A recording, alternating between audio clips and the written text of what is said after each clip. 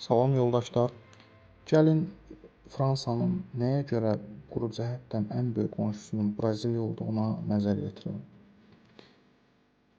İlk öncə Fransanın qonşularına nəzər yetirək. Belçika, Almaniya, Lüksemburq, İsveçrə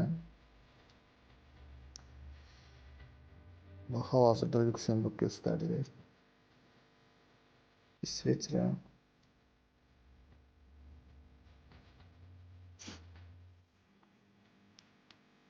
İtaliya və İspaniya. Və bunlardan əlavə 2 dənə xırda qonşusu da mövcuddur. Andorra və Monako.